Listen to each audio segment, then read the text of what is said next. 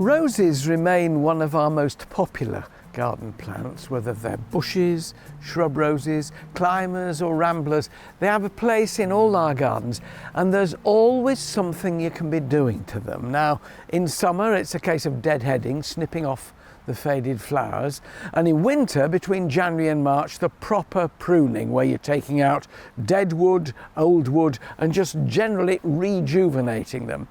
But what do you do in autumn, sort of October, November, verging into December? Well, the answer then really is not very much, but enough.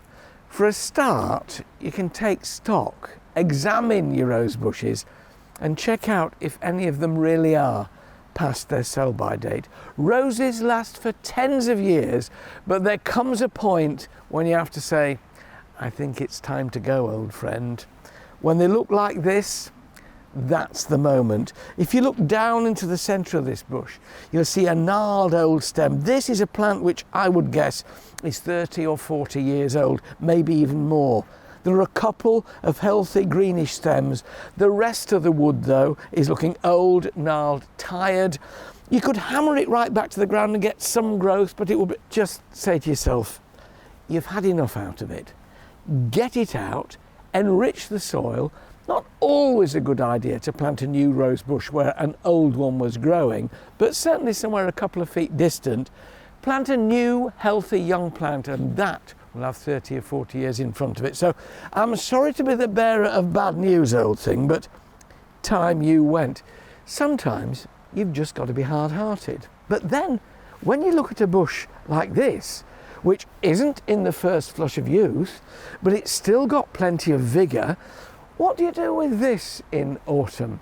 Well, if you like the coloured hips, and here we can see there are some lovely hips on it, bit of autumn colour from those orange fruits, but the majority of roses don't have fruits which are particularly good to look at. And then it's a case not of hard pruning them, cutting them a long way back, but of selectively reducing their height so that you don't get quite so much windrock. The big gales we seem to get quite a lot of now can wreak havoc with roses. They'll break stems off. So if you can just reduce them a bit so there's less windage, in other words, things holding up into the wind, they'll be safer for your pruning come late winter. So with all these here, take them back by about a foot.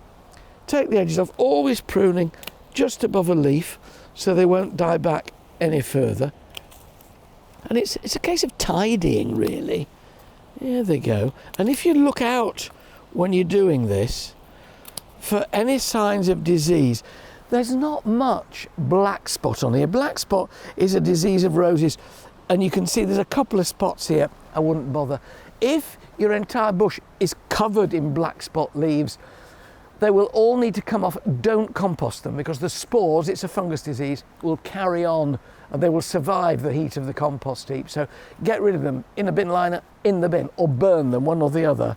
But for now, on a fairly healthy rose bush like this, and good glossy shiny leaves generally mean black spot is less likely, just work your way over it, reducing its height, taking off these stems about a foot, and it's a lovely, pleasant task.